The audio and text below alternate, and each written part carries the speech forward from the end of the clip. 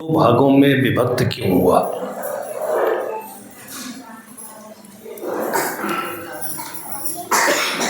सभी मनुष्य हैं, लेकिन किसी को गृहस्थ कहते हैं, किसी को साधु कहते हैं।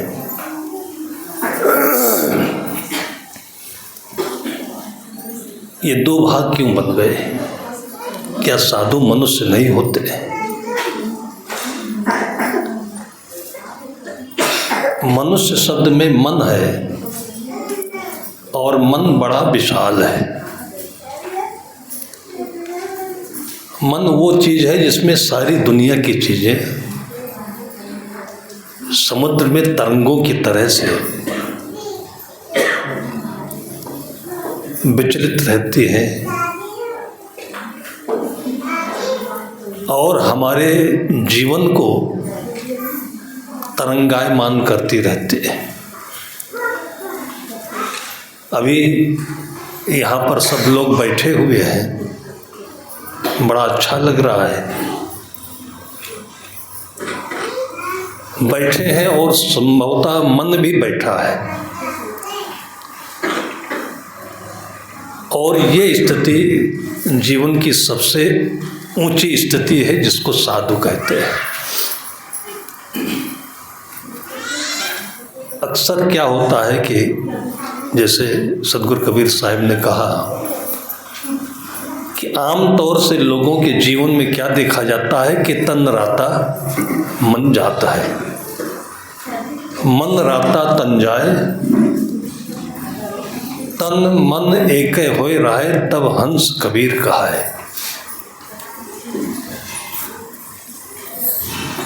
अक्सर देखा जाता है कि जहाँ मन रहता है वहाँ तन नहीं पहुँच पाता है। किसी के मन में अभी मुंबई की याद आ रही हो, शरीर यहाँ है, यादें बम्बई की हैं। शरीर यहाँ पर है, यादें मन की हैं, घर की हैं, खेतों की हैं, हानि लाभ की हैं। तो एक जीवन दो भागों में जब बंट जाता है तो उसको द्वंद्व कहते हैं, और इस द्वंद्व की स्थिति में जो पैदा होता है उसको विकार कहते हैं। काम, क्रोध, लोभ, मोह, मद, मत्सर, ये संतों की भाषा में मन के विकार हैं, और इन विकारों का जो परिणाम है वो झगड़ा है, द्वंद्व है, लड़ाई है, मारपीट है, हिंसा है और अशांति है। इस सबको पता है कि अशांति में जिंदगी सही नहीं है। झगड़ा जो होता भी है तो सदैव के लिए नहीं होता है, बस बहुत कम समय के लिए, 10-5 मिनट के लिए लोग लड़ते हैं, झगड़ते हैं, और जब थक जाते हैं तब फिर सब शांत हो जाते हैं। शांत स्थिति अपनी स्वाभाविक है, झगड़े की स्थिति मन के उलझन की है। इसलिए समाज में मनुष्य दो भागों में विभक्त हो जाता है। गांव में भी कोई सीधा साधा आदमी अपने काम से काम रखने वाला खेत में काम करे, घर में काम करे, नौकरी करे, तो उसकी सहजता, सरलता को देखकर लोग कहते बड़ा साधु आदमी है। साधु का मतलब ये होता है कि जैसे आपकी गाड़ी है तो गाड़ी दाएं बाएं भागे नहीं, सीधे चले और किसी से भिड़े नहीं। तो कैसे संभव है कि गाड़ी में दो यंत्र हैं जिसको स्टीयरिंग और ब्रेक कहते हैं। ये दोनों की वजह से गाड़ी चलती है लेकिन स्थिर रहती है। स्थिर किस में रहती है? अपने मार्ग पर, अपने गंतव्य पर। ऐसे जिंदगी चलती रहे लेकिन लड़े नहीं। वो कैसे संभव होता है कि जिसके मन में दिशा और दशा दिशा बनती है लक्ष्य से। लक्ष्य क्या है? जीवन की शांति है। लक्ष्य उसे नहीं कहते हैं कि नौकरी मिल जाए, धन कमा लें, जमीन इकट्ठा हो जाए। ये तो एक हमारी मजबूरी है। आज से हजारों वर्ष पहले जिस जमाने में हम ऋषि मुनियों को सुनते हैं, उस समय नौकरी वाला सिस्टम नहीं था, सहयोग वाला सिस्टम था कि किसी को ज़रूरत है तो एक दूसरे के साथ हो करके काम पूरा कर लेते थे। तब लोगों के मन में ऐसे कामना नहीं होती थी, नौकरी मिल गई, हम बहुत बड़े हो गए और सब कुछ हो गया। जो कुछ भी हम करते हैं, खेती, किसानी, नौकरी, व्यवसाय, ये सब हमारे जीवन के एक साधन है, व्यवसाय है। इन सब के करते हुए में भी हमारे मन में शांति रहे तो नौकरी का भी, व्यवसाय का भी, खेती का भी लाभ हमारे जीवन को मिलता है। और उस जीवन को हम कहते हैं कि ये जीवन साधु जीवन है, सदा हुआ जीवन है।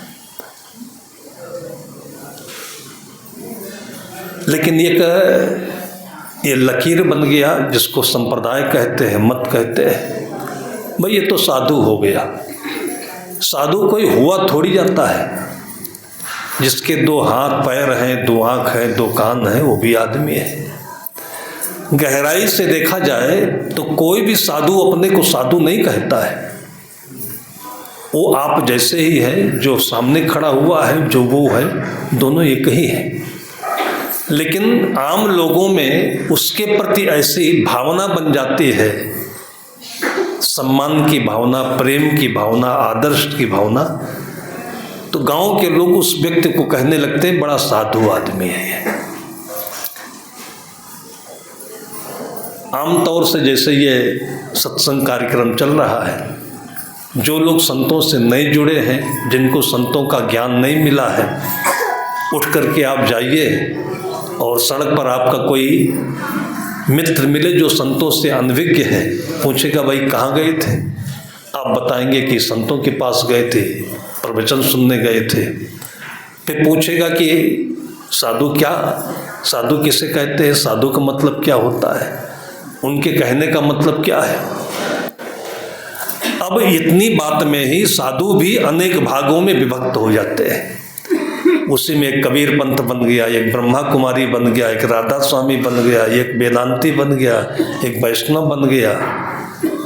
और ऐसे बनते बनते सब एक दूसरे को नीचा दिखाने में, बड़ा बनने में, आम समाज से भी और गंदी स्थिति में पहुंच जाते हैं, जिसको झगड़ा कहते हैं। सदगुरु कबीर साहब ने अपने को कहीं भी साधु नहीं कहा, दास कहा। दास का अर्थ होता है 10 इंद्रियों के साथ जो चल रहा है ये रथ, ये दास है। इसी को किसी ने दशरथ कहा तो अयोध्या के राजा हुए। अयोध्या किसे कहते हैं? अयोध्या का अर्थ है, युद्ध शब्द से बनता है, जहाँ पर किसी प्रकार की युद्ध की संभावना ना हो, युद्ध ना होने पाए, उसको अयोध्या कहते हैं। उस अयोध्या का राजा कौन है? ये शरीर मन, इसके बीच में कभी द्वंद्व नहीं होना चाहिए। और इसका राजा कौन है? दशरथ है, 10 इंद्रियों का रथ। उसी 10 शब्द से सदगुरु कबीर साहब ने, उसके पहले की परंपरा ने अपने को दास कहा। एक नाम रखा, नाम के साथ में दास भी लगाया। उसके बाद उस दशरथ का जो पुत्र होता है, पुत्र का मतलब होता है अपना अनुसंधान।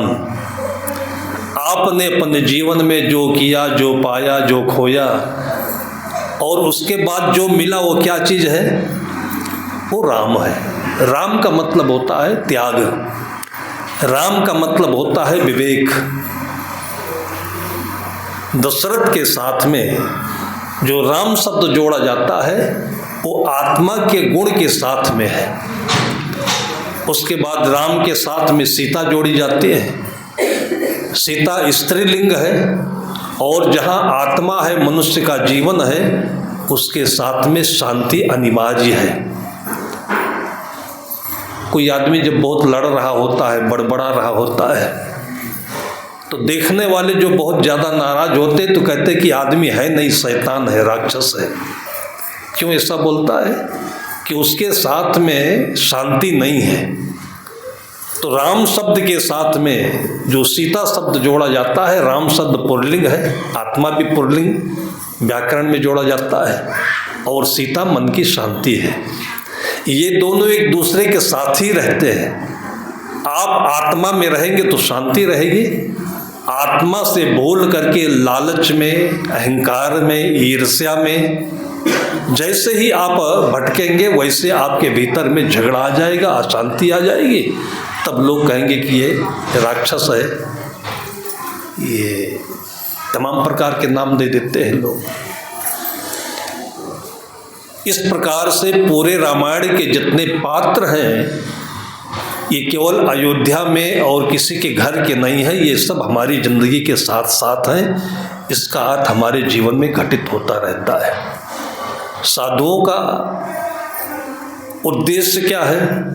साधुओं का उद्देश्य मत पंथ का प्रचार करना और मत पंथ में जाना नहीं होता है। जैसा कि हम सब लोग प्रायः यही समझते रहते हैं, ये हमारा मन विभिन्न विचारों में बटा हुआ है, और जबकि विचार एक ही है। वो क्या है? सदगुरु कबीर साहब के शब्दों में कहें तो साधु का अर्थ और सबका जो समन्वयात्मक विचार होना चाहिए, उसका अर्थ यह है कि आपा तजय हरि भजय, नख सिख तजय विकार, सब जीवन से निर्वैर रहे, साधु मता है सार। साधु इसलिए नहीं होता है कि कबीर पंथ का प्रचार हो, झंडा ऊंचा हो, बाकी सारे पंथ गर्त में चले जाएं, बाकी सारे पंथ झूठे हैं। ये कबीर साहब का अर्थ नहीं होता है। और ये चीज़ें हमारे पूर्वजों ने भी कही है। वैदिक भाषा में चले जाएं, उपनिषदों की भाषा में चले जाएं, पुराणों की भाषा में चले जाएं,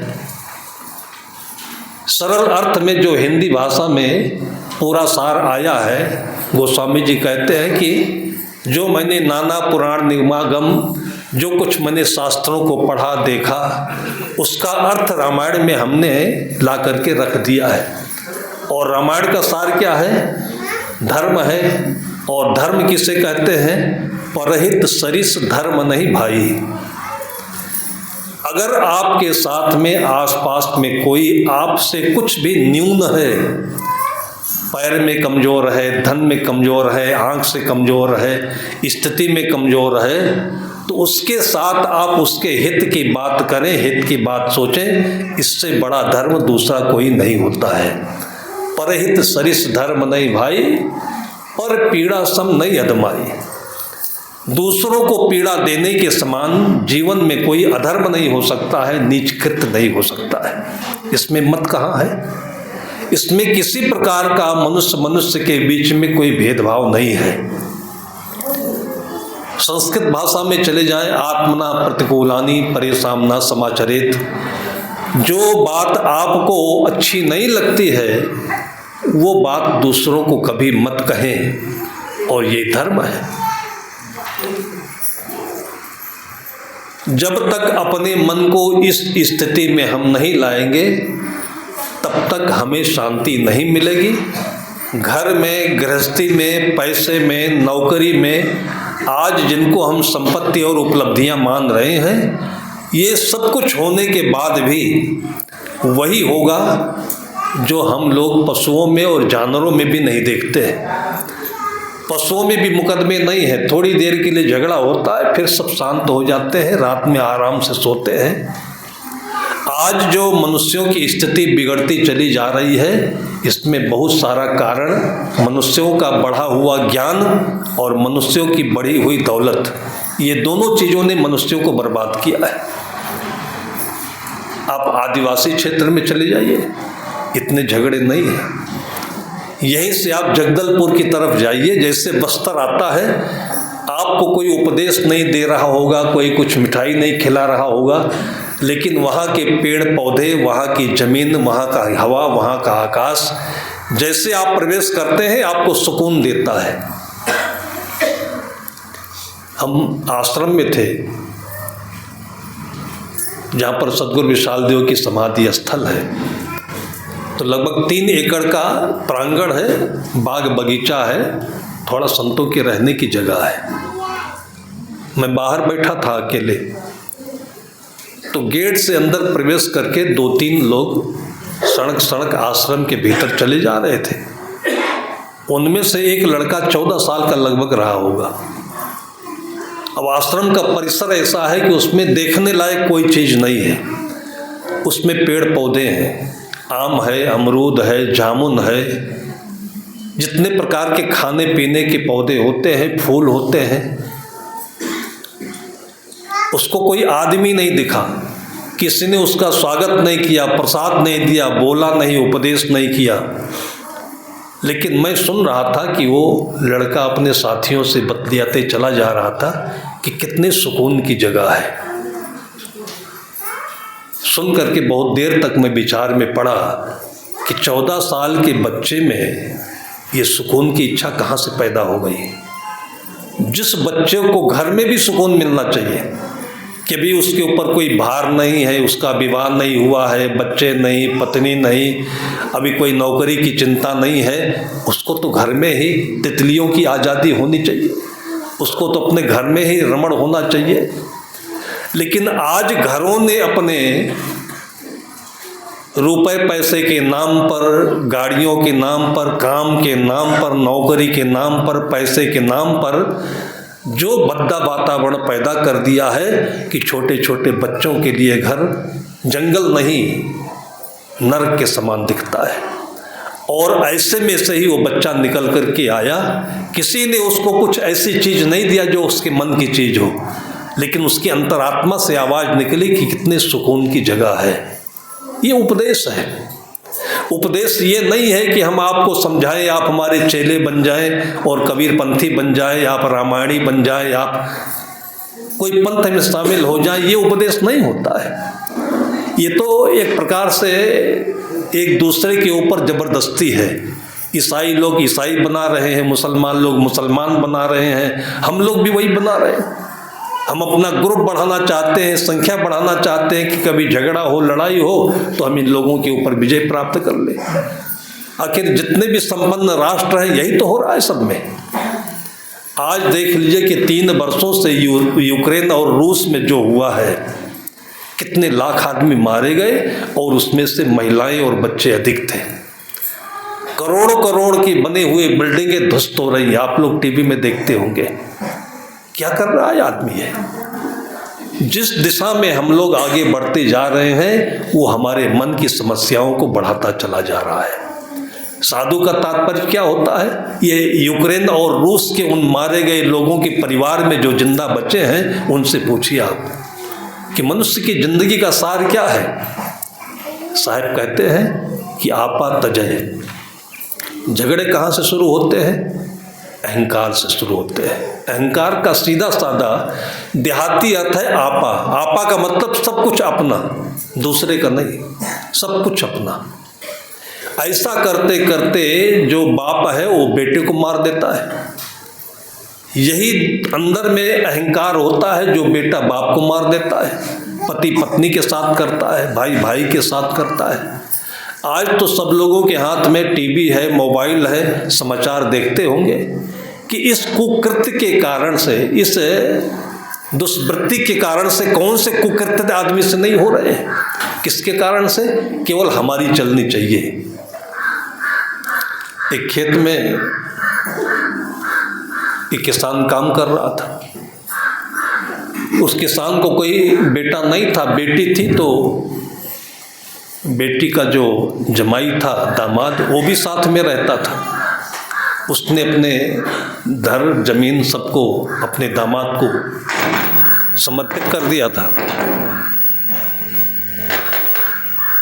दोनों दामाद और ससुर खेत में काम कर रहे थे। पास में सड़क से कुछ लोग जा रहे थे, तो जहाँ जाना था जैसे ये करई भदर है और बालोद जाना है, तो उसको जानकारी नहीं थी। उसने कहा कि भाई हम बालोद जाना चाहते हैं, कितनी दूर पड़ेगा? जो दामाद है वो बोलता है कि यहाँ से बालोद 11 किलोमीटर है। दामाद ने कहा यहाँ से बालोद 11 किलोमीटर है। जो ससुर था उसने कहा 11 किलोमीटर नहीं, 15 किलोमीटर है। बात 11 किलोमीटर और 15 किलोमीटर में जो फंसी कि दामाद जो था वो नौजवान था और जो ससुर था वो शरीर से थोड़ा वयस्क हो गया था, वृद्ध हो रहा था। लेकिन दोनों में वो द्वंद्व पैदा हुआ कि अंत में गुस्सा में आकर के उस ससुर ने अपने दामाद से कहा कि जो ये कुदाली से काम कर रहे हैं ना, ये तुम्हारा गर्दना काट देंगे। किसके लिए? केवल 3 किलोमीटर के लिए। वो 12 किलोमीटर बता रहा था और वो 15 किलोमीटर बता रहा था। केवल 3 किलोमीटर के अंतर में, वो अंतर कहाँ था भाई? जिसको जाना है उसको तो 15 जाना पड़ेगा, 14 जाना पड़ेगा, जितना है वही जाना पड़ेगा। लेकिन जो दोनों बतिया रहे हैं उनको न जाना है न कोई मतलब है, उनको अपने खेत का काम करना है। लेकिन दोनों के मनों में जो अंतर आया, इस अंतर ने जो द्वंद्व पैदा किया, उसका मूल क्या है? दोनों के अंदर का अहंकार। वो अहंकार 11 के साथ चिपका हुआ है, वो अहंकार 15 के साथ चिपका हुआ है और इसमें इतना अंतर दे रहा है। तो दोनों के विवाद के बीच में तब तक वो लड़की पहुंच गई। लड़की इसलिए पहुंची कि काम करते करते थक गए होंगे और कुछ जलपान लेकर के उनको पहुंचाने गई। लड़की ने देखा यहाँ तो कुछ और हो रहा है, खेत का काम तो सब पड़ा हुआ है। तो पूरी बात समझी उसने। तो उसने अपने पिताजी से कहा कि पिताजी, आपने मुझे ही नहीं दे दिया, आपने अपनी दौलत इनको दे दी, आपने सब कुछ इनको दे दिया, तो केवल 4 किलोमीटर 3 किलोमीटर नहीं दे सकते इनको? कहा इतना कहे तो एक को भी दे दूंगा, ये तो फ्री में ले जाना चाहता है। लड़की के बात पर उस आदमी को जब होश आया कि मैं किस पद पर हूँ, मैं अभिभावक हूँ, मैंने इनको अपनी समूची चीज़ दे दी और केवल छोटी सी बात न दे पाने के कारण से, और आज हमारे हाथों से हमारे दामाद की बेटे की हत्या हो जाती। साहब कहते हैं कि आपा तजय, ये जो अंदर में भावना है जिसके कारण से आदमी दूसरे को हमेशा नीचा दिखाना चाहता है, छोटा देखना चाहता है, और इसी अहंकार की पूर्ति के लिए हमें धन भी चाहिए, जमीन भी चाहिए और दुनिया का साम्राज्य भी चाहिए। अगर आप बैठ करके विचार करिए तो जो रूस और यूक्रेन का युद्ध हो रहा है, दोनों के जो प्रधानमंत्री हैं, राष्ट्राध्यक्ष हैं, उनका न कुछ गया न उनको कुछ मिला। जो गया वो तो जनता का गया, पब्लिक का गया, मारे वह गए, कमाई उनकी नष्ट हुई। लेकिन दोनों के अहंकार की रक्षा के लिए ये समाज का सत्यानाश हुआ है।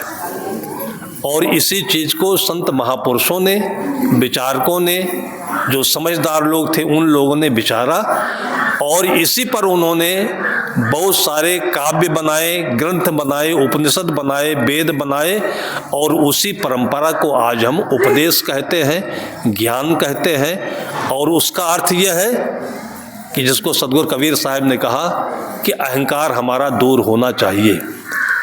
आत्मा का अर्थ ये होता है कि जो सबके भीतर में एक है, कान अलग है, नाक अलग है, रूप रंग अलग है, शरीर का खून 4 भागों में, किसी का एक ग्रुप होता है, किसी का बी होता है, सब कुछ अलग अलग है, लेकिन एक चीज एक है। उस एक चीज को साहब ने या परंपरा ने जो नाम दिया है उसका नाम आत्मा है। उस आत्मा का मतलब होता है कि जब आप सो जाते हैं उस समय में आपके पास में आपकी दौलत नहीं, आपके गहने नहीं, आपका एफडी नहीं, आपकी जमीन नहीं, उस समय बिल्कुल स्वयं में आप होते हैं, शरीर भी नहीं रहता आपके साथ में। और उस सोते समय का जो आपका सुख है, अनुभव है, उसको संत गुरुजनों ने सर्वोच्च स्थिति कहा, उसको समाधि कहा, समाधि कहा। इसलिए जितने भी ज्ञानी लोगों ने इस पर विचार किया है तो मनुष्य के जीवन के सबसे बड़ी उपलब्धि नींद को बताया है।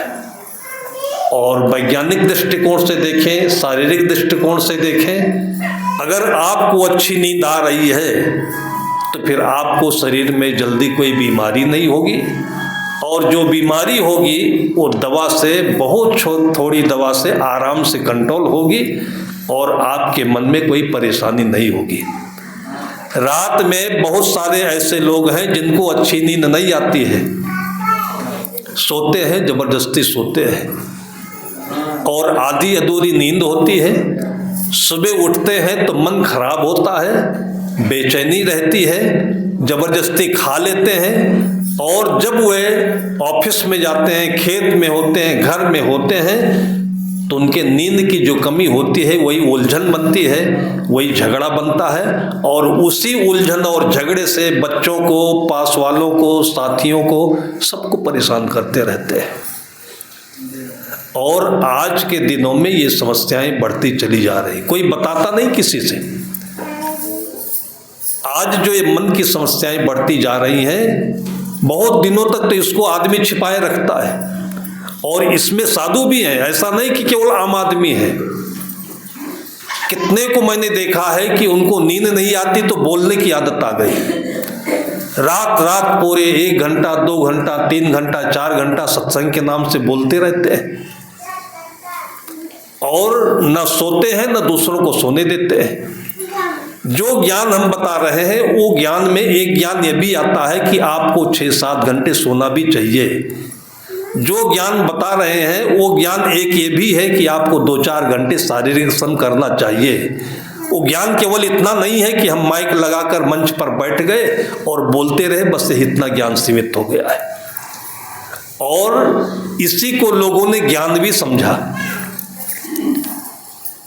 मंच बन जाना चाहिए, व्यवस्था हो जानी चाहिए, और उसके बाद कोई बैठ करके बोलना चाहिए और वहाँ लोग सुनते रहें, बस ये बहुत बड़ा कार्यक्रम हो गया, ये ज्ञान हो गया। सभी मत पंथ के लोग यही कर रहे हैं। एक बार हमें महाराष्ट्र में कार्यक्रम मिला, नंदुरबार जिला पड़ता है, स्टेशन पर हम उतरे, लेने के लिए एक गाड़ी आई हुई थी, सामान रखा गया, हम गाड़ी की तरफ बढ़े तो एक नौजवान लड़का इशारा करते हुए कहा, साहब ये बाइक पर बैठिए, बाइक से चलिए। तो मैंने कहा कि यहाँ से 40-45 किलोमीटर जाना है, बाइक से क्यों ले चलोगे? उसने कहा, साहब अभी अभी नई गाड़ी खरीदा हूँ तो आपसे उद्घाटन करा देता हूँ। मैंने कहा चलो भाई, तुम्हारी खुशी है तो बैठ लिया उसकी बाइक पर। शौक में कोई अच्छी बाइक लिया हुआ था, और जैसे वो हाईवे मेन रोड पर कर पाया बाइक, वो उड़ाया कि हमें लगा कि ये ले कहाँ जाएगा हमको। उस बाइक की भी आवाज़ नहीं पता चल रही है, हम कहाँ जा रहे हैं उसको भी पता नहीं है। तो मैंने उससे कहा कि भाई तुम कहाँ ले चलना चाहते हो, अस्पताल ले चलोगे कि आसमान ले चलोगे? तो उसने कहा, साहब जल्दी है, कार्यक्रम का समय हो गया है। मैंने कहा कार्यक्रम क्या है? कहा हमारे यहाँ सत्संग का कार्यक्रम है। मैंने कहा कार्यक्रम में कौन बोलेगा? कहा आप बोलेंगे। मैंने कहा तुम्हारी पीठ पर मैं चढ़ा बैठा हूँ, तुम बाइक को धीमा करो, यहीं से मैं बोलना शुरू कर देता हूँ, जो सुनना चाहते हो तुम। इस बदहोशी में भी ये कार्यक्रम चल रहे हैं। आप सोचिए कि जिंदगी कहाँ जाएगी हमारी। साहब कहते हैं कि आपा तजय हरि भजय। जब आप अपने आपे को विगलित करोगे, गलाओगे, तब आपको पत्नी भी दिखेगी, बच्चा भी दिखेगा, घर वाले भी दिखेंगे, आपके पशु भी दिखेंगे, आपके आसपास में किसी को दुख दर्द है तो वो भी दिखेगा। ये दिखता क्यों नहीं है कि आप केकड़ी की तरह से अपने आप को अपने अहंकार के भीतर में कोठरी में कैद कर रखे कि घर तो चलेगा हम ही से चलेगा, दूसरा नहीं घर में। देश चलेगा केवल हम ही से चलेगा। जिसको हम लोकतंत्र कहते हैं, पंचायत कहते हैं, ये हमारे भारतवर्ष की प्राचीन व्यवस्था है। ये आपको जितने भी धर्म ग्रंथ हैं उन सब में मिलता है। इसी के आधार पर महाभारत में दो पक्ष बनते हैं, कौरव का पक्ष बनता है, पांडवों का पक्ष बनता है। पांडवों का पक्ष ये कहता है कि सब मिलजुल करके जो तय करे वो होना चाहिए। कौरव का पक्ष ये कहता है कि जो दुर्योधन बोले वो होना चाहिए। तो केवल ये महाभारत के लिए नहीं है, ये हमारे घर के लिए भी है, गांव के लिए भी है, देश के लिए भी, सारी दुनिया के लिए है। जब सब हम जैसे आदमी हैं और सबके पास मन है तो सबको मिलाकर जो बनता है वो भगवान है। भगवान नाम से किसी को चढ़ना नहीं चाहिए। भगवान उसे कहते जिसमें कोई बाकी ना हो, सब कोई आ जाए। चर अचर इस सृष्टि में जो कुछ भी यहाँ से लेकर के अनंत तक मिले उसका नाम भगवान है। और वैसे भी आप देखिए भगवान में 5 अक्षर आते हैं। पहला अक्षर भा होता है, दूसरा व होता है, तीसरा ग होता है। ग में आ की मात्रा है और फिर न है। भा का मतलब भूमि, गा का मतलब गगन, वा का मतलब वायु, आ का मतलब अनल, ना का मतलब नीर। ये 5 तत्वों की सृष्टि में जो कुछ भी आता है, जो दिखता है, जो नहीं दिखता है, ये सबको मिला दीजिए, उसी का नाम भगवान है। भाई करही बदर क्या है?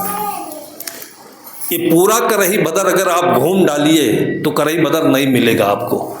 क्योंकि करही बदर उसका नाम है जिसमें सारे घर, सारे आदमी, सारी धरती ये घेरे के अंदर में आ जाता है, उसका नाम करही बदर है। इसी प्रकार से उसका नाम भगवान है, जिसकी आत्मा में अपने स्वार्थ की जो संकुचितता है वो खत्म हो गई, दिल खुल गया। और इतना खुला कि जैसे अनंत आकाश है और उसी का नाम महान आत्मा कहते हैं, उसी का नाम परम आत्मा कहते हैं और उसी का एक नाम भगवान बोल दिया गया। और ये दिल माँ का हो सकता है, पिता का हो सकता है, गुरुजनों का हो सकता है, सज्जनों का हो सकता है, जिसके दिल का अपना अंतरिम स्वार्थ समाप्त हो गया। क्यों समाप्त हुआ? इसलिए समाप्त हुआ कि हमारे पास में अधिक है और किसी के पास में कुछ कम है। आपके घर में पैसा बहुत है क्योंकि आपके पास सद्बुद्धि है, आपके पास में कर्म करने की क्षमता है, तो आपने अपने बुद्धि से और पुरुषार्थ से बहुत कुछ कमाया। लेकिन आप जब विचार करेंगे तो बहुत कुछ कमाते हुए भी उस पर आपका अधिकार इसलिए नहीं है कि चाहे जितना आप कमा लीजिए, आपकी भूख थोड़ी ही होगी, जिसको 2 रोटी 3 रोटी कहते हैं। आपको रहने की जगह थोड़ी ही होगी, एक कमरा चाहिए। आपके आवश्यकता की जो चीज़ें हैं वो थोड़ी होंगी। इसके बाद जो कुछ बचेगा उसमें से यदि किसी का भला हो सके और जो उनके लिए भी है, और ये भावना आपके अंदर में आती है, तो आपके अंदर में भगवत्ता का उदय होने लगता है। साहब कहते हैं कि जब अपने अंदर का अहंकार मिटता है तब फिर दूसरों का भी ख्याल आता है। हरि भजय, हरि का मतलब होता है, जैसे यहाँ प्रसाद अभी बट रहा हो तो लोग कहते हैं कि हर आदमी को मिल जाना चाहिए। हर शब्द से हरि शब्द बनता है जिसका अर्थ होता है प्रत्येक। जब आदमी अपने आप को खोलता है तब उसको प्रत्येक लोगों के प्रति ख्याल आता है। और उसके बाद क्या होता है? नख सिख तजय विकार। जो सबका ख्याल करता है उसके नख से लेकर सिख तक मन में और तन में जो विकार बनने वाले होते हैं खो जाते हैं। अहंकार के कारण से लोगों को भूल जाते हैं। लोगों को भूलने के कारण से हम धन का संचय करते हैं, फिर ज़्यादा खाते हैं, फिर बीमारी बढ़ती है, फिर परेशान होते हैं, फिर दूसरों को परेशान करते हैं। कितने सिस्टम से साहब ने ये वाक्य बनाया होगा कि शुरुआत कहाँ से होती है? विकारों की, अशांति की, झगड़े की आपस से होते हैं। साहब उसको कहते हैं कि छोड़ दीजिए। एक चीज छोड़ देने के बाद से बाकी अपने आप होगा कि आपके भीतर ममत्व जगेगा, अपनैयत जगेगी, आत्मीयता होगी, प्रेम जगेगा, दूसरों का भाव आएगा। फिर आप महान होंगे, दानी होंगे, ज्ञानी होंगे और आपकी जो भूरी भूरी प्रशंसा होगी कि आपकी 7 पीढ़ियां आपको पूजती रहेंगी। उसी का नाम भगवान राम कहा जाता है। उसी का नाम कुछ भी कह लीजिए आप। बाकी कमा लो चाहे जितने हीरा मोती, पर याद रखना कफन में जेब नहीं होती। सभी यही बोलते हैं। जो आज लड़ाई कर रहे हैं उनके साथ में क्या ये देश चला जाएगा? कितने राष्ट्रपति मर गए, कितने राजा मर गए, उनका कोई नाम लेने वाला नहीं है। इसलिए जब इन सब बातों को हम एकाग्र होकर चिंतन में लाते हैं, तब अंदर के हमारे सारे जितने विकार हैं वो दूर होते हैं। फिर जितने सद्गुण हैं वे अंदर से उद्भूत होने लगते हैं। नक्सिक तजे विकार। और उसका परिणाम क्या होता है? सब जीवन से निर्भय रहे। जब विकार समाप्त होने लगते हैं, खोने लगते हैं, तब लोगों के प्रति प्रेम जगता है, सब जीवन से निर्भयता आती है। और यही साधु मतों का सार है। आप देखिए कि बुढ़ापे के समय में लोगों में स्वाभाविक रूप से चीज़ें आने लगती है। जब आदमी मृत्यु के करीब पहुंचता है तब उसको वो बातें याद होने लगती, किससे झगड़ा हुआ, किनका हमने बेईमानी करके ये लिया, किनको मैंने सताया। फिर धीरे धीरे से सबसे बोलचाल शुरू हो जाती है। फिर धीरे धीरे लोग कोई न कोई बहाने एक दूसरे से मिलने लगते हैं। अंत में तो यहाँ तक होता है कि सबको बुला दीजिए, हाथ जोड़ करके राम राम कर ले सबसे एक बार। और इतना भी कोई नहीं कर पाता है तो उसका घमंड क्या करता है? और पंडित लोगों ने उपाय बताया होगा कि गाय बुला करके उसकी बछिया को, गाय की पूंछ को हाथ में पकड़ा देता है कि यह गाय तुमको बैतरणी से पार लगा देगी। क्यों ऐसा कर दिया? कि मरते मरते तो कम से कम उसके अंदर में जो छटपटाहट है वो मिट जाना चाहिए। ये उसी का अनुभव हो सकता है जो मृत्यु के करीब पहुंचता है। मौत का दुख हर कोई नहीं जान सकता है। मौत का दुख तो वो समझ सकता है जो नींद से पहले थोड़ी देर ध्यान में बैठता है। मौत का दुख कभी कभी जब आपको कोई प्रतिकूलता आती है, मुसीबत आती है, बीमारी आती है, तब थोड़ा थोड़ा अनुभव होता है, लेकिन होगा पक्का। मरना सबको पक्का है। इसलिए साधुओं का कोई मत नहीं होता है। साधुओं का वही मत है जो सबका मत है, और वो ये है कि सब जीवन से निर्भय रहे। साधु मता है सार। कितनी माँओं को मैंने देखा है कि अपने को हार करके और अपनी बहू को जिता दिया, और उसके बाद वो माँ पूजनीय बन गई, बहू ने उसकी आरती करी है। कितने पिता को मैंने देखा है कि अपने अहंकार को डाल करके हार स्वीकार कर लिया और अपने बेटे की बात मान ली, बेटे को आगे बढ़ाया, और बाद में बेटे ने जो पूजा की, आरती की अपने पिता के, और उसी का नाम आज हम लोग कहते हैं कि हमारी ये पूर्वज पूजनीय होते हैं। जब आप हारेंगे तभी आप जीतेंगे। और जब तक ये बात समझ में नहीं आती है तो हमारे अंदर में यही होता है कि जो कौरव और पांडवों के बीच में हुआ, जीतने वाले भी कुछ नहीं पाए और जो हार गए वो तो मर ही गए, और अंत में हिमालय में जा कर के पांडवों को मरना पड़ा, और आज केवल उनका इतिहास रह गया, उनकी कहानी रह गई, कुछ रहा नहीं है। हमारे भारतीय संस्कृति में महाभारत पढ़ाया इसलिए जाता है कि जिसके भीतर में ज़्यादा एंजाइटी हो, लालच हो, महत्वाकांक्षा हो, साम्राज्य बनाने की ललक हो, तो एक बार महाभारत पढ़ लेगा तो ललक उसकी समाप्त हो जाएगी। पाप करना बंद कर देगा। किसके लिए पाप करना है? जब जन्म और मृत्यु दोनों एक दायरे में बंधे हुए हैं तो पक्का है कि केवल इसमें जितना अपने काम आ जाए वही अपना है, बाकी सब सपना है या बाकी सब लोगों का है।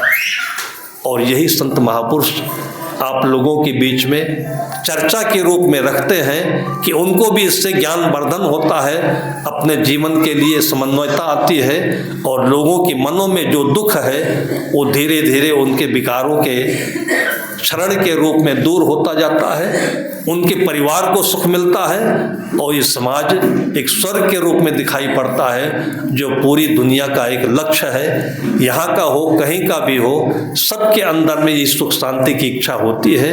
ये सबके हृदय में, सबके आंगन में वातावरण सुंदरता के साथ में फैले, ऐसे ही शुभकामना के साथ में अभी की चर्चा को मैं यहीं पर विराम देता हूँ। थोड़ी देर 20 मिनट थोड़ा लेट। आपा तजय हरि भजय, नख सिख तजय विकार। इसका हमने जो अर्थ किया वो हमारे अपने जीवन का अर्थ है। उसे ज्ञान किताबों से मिलता है। बहुत लोग नाराज होते हैं कि साहब तो बीजक से नहीं बोलते हैं, साहब उपनिषद से नहीं बोलते हैं, भवयान से नहीं बोलते हैं, कोई किताब से नहीं बोलते हैं। पूरे जिंदगी सुबह से लेकर शाम तक हम जो लोगों को देखते हैं वही हमारी किताब होती है। लोगों के जीवन में जो क्रिया और प्रतिक्रिया हो रही है वही हमारा लेबोरेटरी का प्रैक्टिकल होता है। समाचार में मैं देखता हूँ, अभी 3-4 दिनों से कोहरा चल रहा है, रोज समाचार आ रहा है और रोजाना 15-15 गाड़ियाँ एक दूसरे के ऊपर चढ़ती चली जा रही हैं। आज भी मथुरा में जो भयानक एक्सीडेंट हुआ है कि 7 बसों में आग लग गई और उसके अंदर में चिथड़े हो गए, जले लोग छटपटाते रहे लेकिन बस से बाहर नहीं निकल पाए। ये कोई रामायण की शिक्षा से, बीजक की शिक्षा से कम है क्या? आखिर ये स्थिति क्यों हो रही है? ये स्थिति इसलिए हो रही है कि हर आदमी को जल्दी है। मैंने अपने जीवन का उदाहरण बताया। अगर हम लोग अपने होश में ना हो तो जो भी गाड़ी लेकर आता है हम लोगों को लेने के लिए, वो उसी क्यू में रहता है जो 7 गाड़ियां चढ़ गई एक दूसरे के ऊपर, ये भी चढ़ाएगा हमको लेकर के, क्योंकि सबको जल्दी है। लेकिन जल्दी किसके लिए है? थोड़ी देर आप धैर्य रख करके विचार करें तो आपका जो गंतव्य है, अंतिम गंतव्य है, भाई आज हम 20 वर्ष के होंगे, 25 वर्ष के होंगे, 65 वर्ष के होंगे, ये हमारी गाड़ी एक एक घड़ी, एक एक पल करके आगे बढ़ती जा रही है। अंतिम गंतव्य कहाँ है? घर नहीं है, अंतिम गंतव्य तो शमशान है। शमशान नाम इसलिए पड़ा जहाँ पर पहुँचते ही सबकी शान सम हो जाए, बराबर हो जाए। इसलिए साधु संत लोग पहले, अब तो शमशान कहीं बचे ही नहीं है, सब मनुष्य की आबादी हो गई। और नहीं तो शमशान में जाकर के थोड़ी देर बैठते थे, रात सोते थे, ताकि वहाँ पर उनको जो संसार की वास्तविकता है उसका बोध हो जाए।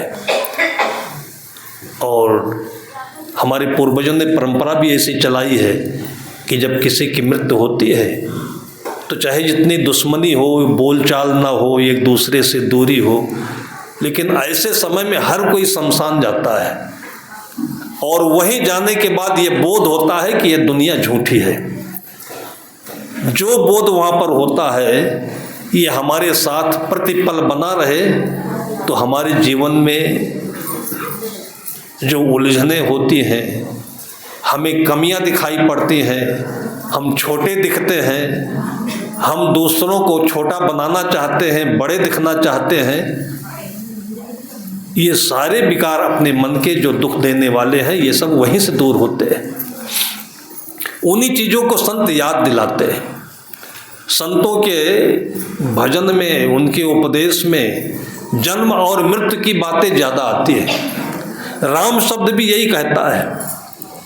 राम शब्द का उच्चारण करिए तो आप शांति से बैठिए और रा बोलिए तो मुख खुल जाएगा।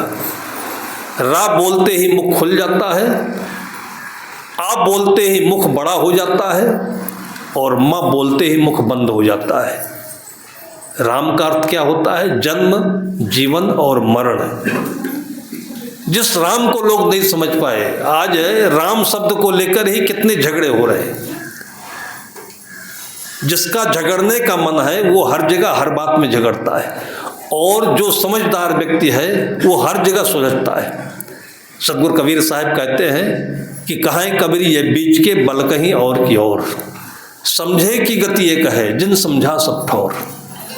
हमें कहीं भी किसी बाबत में खेत के लिए, मेड़ के लिए, धन के लिए, बंटवारा के लिए, मत पंथ के लिए। गृहस्थों का झगड़ा अलग ढंग का होता है, लेकिन साधुओं का भी झगड़ा होता है, वो अलग ढंग का होता है, लेकिन झगड़ा तो दोनों एक ही है। सतगुरु कबीर साहब कहते हैं, कहें कबीर सोई जन मेरा जो घर की रार निवेरे। जो मन में एंजाइटी बीमारी है, जो मन में बेचैनी की बीमारी है, और आजकल ये बीमारी बढ़ती जा रही है। लोग समझते नहीं, क्योंकि पहले ये बीमारी बहुत कम होती थी। ये बीमारी विदेशों में ज़्यादा सुनी जाती थी। अमेरिका जैसे पश्चिमी देशों में ये सुना जाता था कि डिप्रेशन और एंजाइटी लोगों को बहुत है। और सन 2000 के आसपास मैंने स्वास्थ्य के लिए एक पुस्तक लिखी थी, आध्यात्मिक चिकित्सा विज्ञान। और मैंने लिखी इसलिए कि हम साधु हैं और हम कुछ काम नहीं करते हैं, और हम बीमार पड़ते हैं तो जाकर बड़े आराम से डॉक्टर को अपना हाथ पकड़ा देते हैं, देखिए डॉक्टर साहब हमको क्या हो गया। इससे बड़ा निकम्मापन हमारी ज़िंदगी में क्या हो सकता है कि हमको तकलीफ हो, इसका कारण हम दूसरे से पूछने जाएं। और जबकि आदमी पूरे दिन भर व्यस्त रहता है, किसी से पूछो क्या कर रहे हो, भाई महाराज जी छुट्टी नहीं है, बड़ा व्यस्त है। जब बड़े व्यस्त हो तो सिर में दर्द क्यों हो रहा है, इसको भी जान लो क्यों दर्द हो रहा है। पेट में दर्द हो रहा है, इसको भी जान लो क्यों दर्द हो रहा है। लेकिन सचमुच में बात यह है कि वो जो कर रहे हैं उनका काम है ही नहीं है। व्यस्त सभी हैं, लेकिन काम किसी के पास नहीं है। काम क्या था? काम ये था कि आप अच्छी जिंदगी जीते। सतगुरु विशाल देव ने कहा कि काम नहीं जाने कोई जने, इत उत भरमत समय बितावे भूल अकाज सने, तेहि पर कहत काज हम करते। मतलब घमंड इतना है।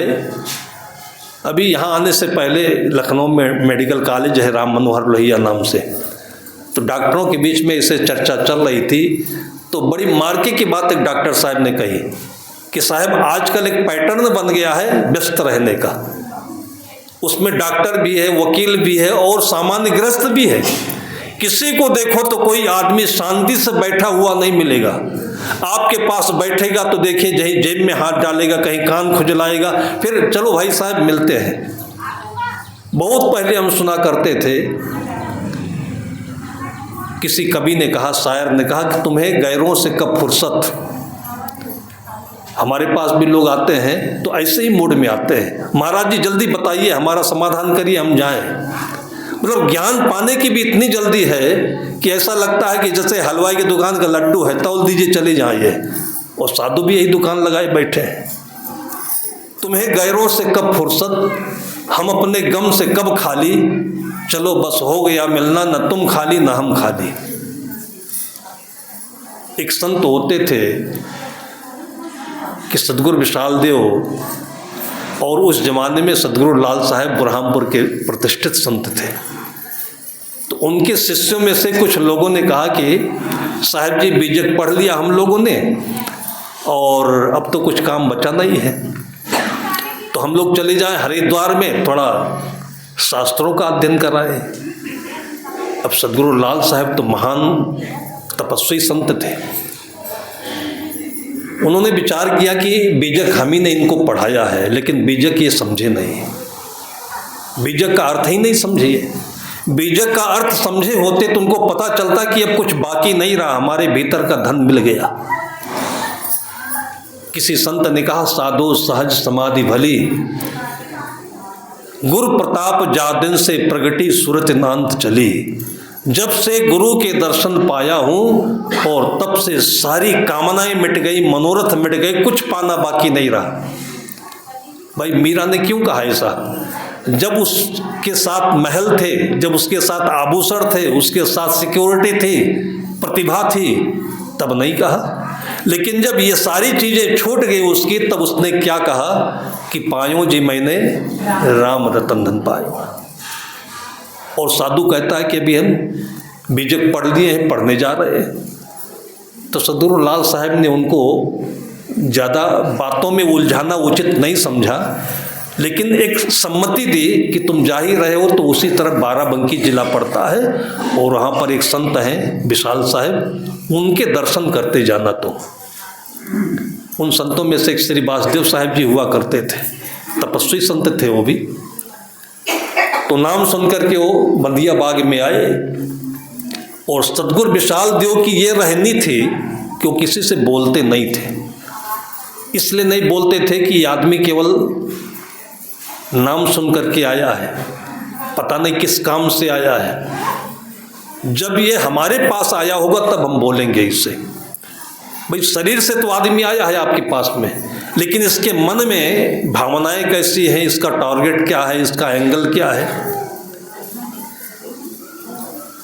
तो श्री वासुदेव साहब जी गए और बहुत देर तक बैठे रहे, फिर साहब उनसे बात नहीं किए। एक दिन हो गया, 2 दिन हो गया, और तीसरे दिन साहब फिर वो गांव छोड़ करके दूसरे गांव चले गए। 7 दिन तक श्री वासुदेव साहब की प्रतीक्षा में बैठे रहे और साहब बात भी नहीं किए, उस गांव लौट करके आए भी नहीं।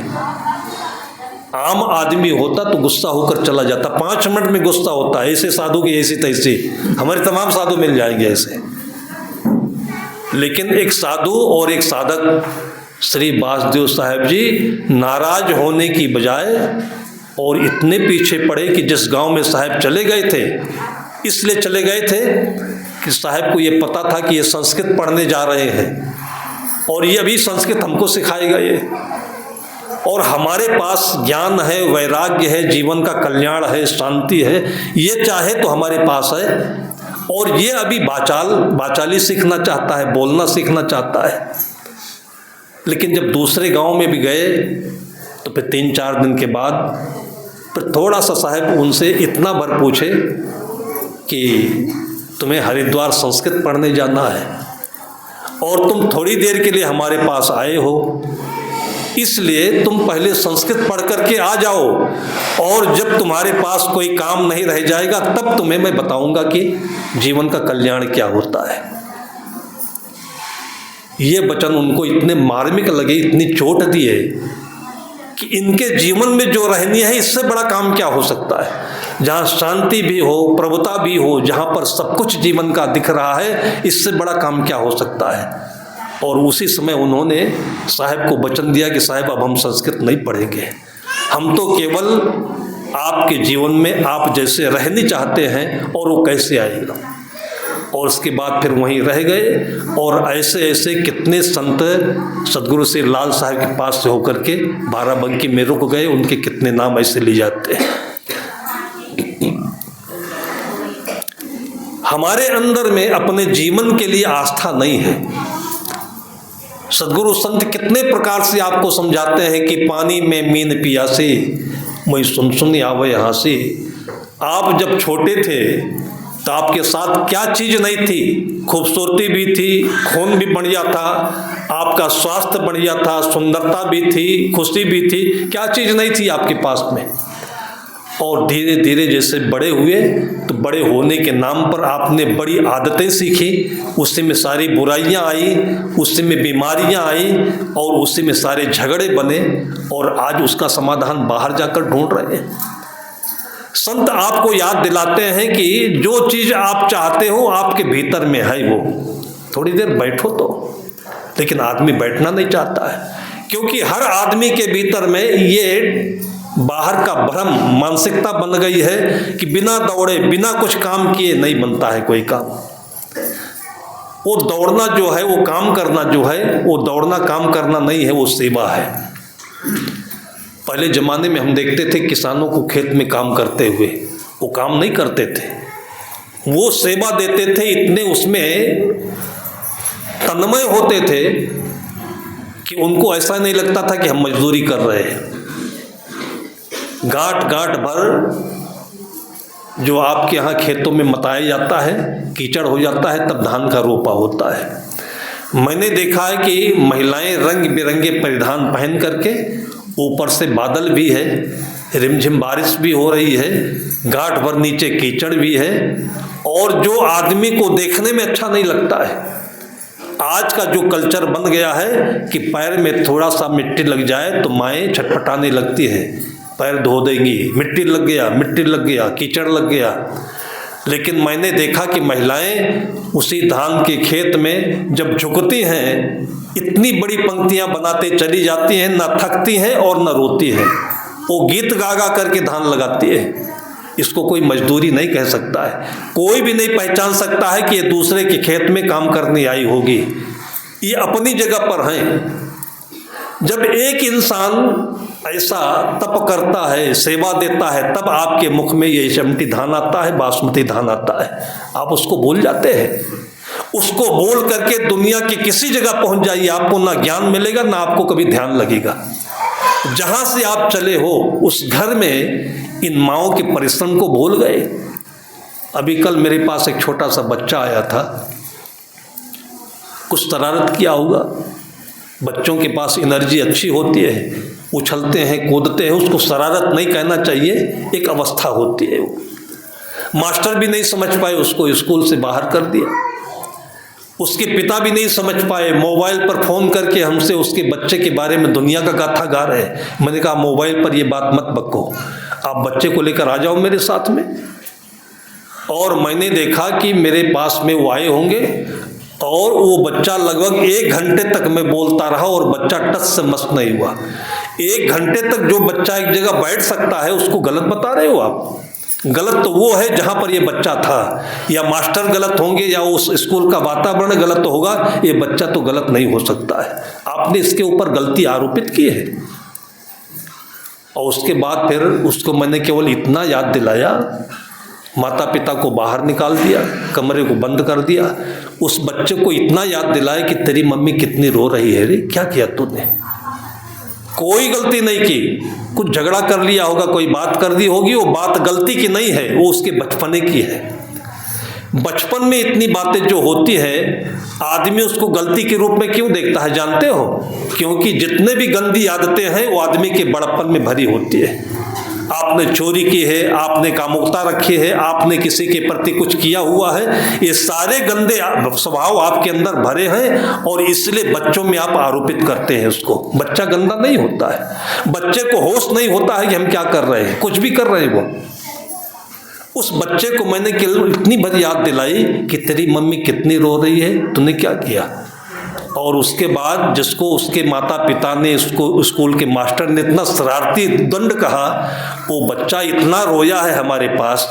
फिर उसको मैंने काजू कतली खिलाई, बर्फ़ी खिलाई, गोद लिया और उसके बाद में फिर मैंने उससे कहा कि तुम हंसो तब मैं संतुष्ट रहूँगा। फिर उसको हंसा करके तब मैंने एक कमरा खोला और उनके बाप से कहा कि ले जाओ, तेरा बच्चा कभी बिगड़ेगा नहीं है। ऐसे बच्चे को आज वो समाज नहीं मिल रहा है जिस समाज में उस बच्चे की अपनियत मिले, अपना प्यार मिले और अपनी जगह मिले। और सभी कहते हैं हम व्यस्त हैं। बच्चा पैदा करने की फैक्ट्री बना दिया घर को और कहते हैं व्यस्त है। आज स्कूल में पढ़ाई हो रही है और स्कूल वाले अपना रोग बच्चे में डाल करके होमवर्क के रूप में घर में भेज देते हैं। होमवर्क क्या चीज़ होता है और पढ़ाई क्या चीज़ होती है? बच्चा आपका गिलास धोना सीख ले, बच्चा आपका दूध गरमाना सीख ले, बच्चा माँ की बीमारी में उसको खाना बना करके देना सीख ले, ये पढ़ाई नहीं होती है क्या? नाम होमवर्क रखा है तो बच्चे को घर का भी कुछ काम करने दीजिए। और जिनको स्कूल में पढ़ाया जाता है वो साइंटिस्ट लोग अपने घरों में, अपने खलिहान में, अपने माँ बाप के साथ में जो काम किए उसी से उनको ज्ञान आया। जिसने हवाई जहाज का आविष्कार किया, जिसको राइट ब्रदर्स कहते हैं, वो घर के आंगन में हवाई जहाज बनाए। जिसको आप इंजन कहते हैं, जेम्स वाट अपनी माँ के साथ रह करके खाना बना रहा था, वहाँ पर उसने भाप का आविष्कार किया। जिसको न्यूटन कहते हो, बगीचे में रह करके उसने ग्रेविटेशन का आविष्कार किया। आज मूर्ख बना रहे बच्चों को घर में कि घर में जाकर के केवल किताब फाड़ते रहो, किताब बोलते रहो। और इतने समाज में, भारतवर्ष के 1.5 अरब जनसंख्या में कोई माँ बाप को दर्द नहीं है कि मेरे बेटे को थोड़ी आज़ादी भी चाहिए कि नहीं चाहिए। इसको आप पढ़ाई बोलते हो। और बचपन में जब यही आदत पड़ जाती है तो बच्चा पूरी जिंदगी चकरघन्नी जैसे घूमता रहता है, ना अपना काम करता है और ना देश का काम करता है। इसलिए साधु संतों के पास जाने का केवल एक ही अर्थ है कि शांति से आप बैठ सकें तो आपके बच्चे भी अच्छे होंगे, आपका घर भी बढ़िया होगा। और ये शांति आपके भीतर की चीज़ है, जिसको सीताराम कह सकते हैं, जिसको राधे श्याम कह सकते हैं, जिसको आप अपनी आत्मा कह सकते हैं, महान आत्मा कह सकते हैं। और सदगुरु ने कहा, कहें कबीर सुनो भाई साधु, मैं तो हूँ विश्वास में। जिस दिन आपको ये विश्वास हो जाएगा कि मैं बहुत कुछ हूँ, और उसके बाद आप देखेंगे कि आप ही नहीं, आपकी 7 पीढ़ी इसी में आगे बढ़ती जाएगी और आपका कोई बाल वाका नहीं कर सकेगा। दुख नाम की चीज़ आपके परिवार में नहीं होगी। आज हम लोगों को जो कुछ ये मिला हुआ है अपने गुरुजनों के, पूर्वजों की परंपरा से मिला हुआ है। सदगुरु विशाल देव कहते हैं कि जो नहीं होत कबीर मग कहाँ लाग के चेत। सदगुरु निर्मल साहब कहते हैं कि भारत चला जात पाताल यदि वही संत गुरु नहीं होते। आज ये संत तपस्या नहीं कर रहे होते, आज ये संत आत्म मुग्ध होकर के अपने आप में सुखी नहीं दिखते, तो ये संसार इतनी गलत तरीके से एक दूसरे से उलझा हुआ है कि इसको जिंदगी की परिभाषा समझ में नहीं आती। जिंदगी की परिभाषा समझिए, जिस घर में आप जन्म लिए हुए हैं उस घर में कोई दोष नहीं है। जिस माँ बाप के घर में, माँ बाप की गोद में जन्म लिए हैं, वो माँ बाप कभी खराब नहीं होते हैं। इसलिए ना गरीब मानिए अपने को और ना माता पिता का दुश्मन समझिए। आप जिस भी परिस्थिति में जन्म लिए हुए हैं वो परिस्थिति आपके लिए स्वर्ग है, और वहीं से आगे बढ़िए। संत महापुरुषों का आशीर्वाद लेकर के आप ही विवेकानंद हो सकते हैं, कबीर हो सकते हैं, न्यूटन आइंस्टाइन हो सकते हैं, और आप इस समाज के एक चमकदार सितारे भी हो सकते हैं। ये आपके बच्चों में भरपूर क्षमता है, और यही ज्ञान आप अपने अंदर में रखें, अपने बच्चों को दें। इसी से समाज का कल्याण है। इन्हीं शब्दों के साथ मैं अपनी वाणी को विराम देता हूँ।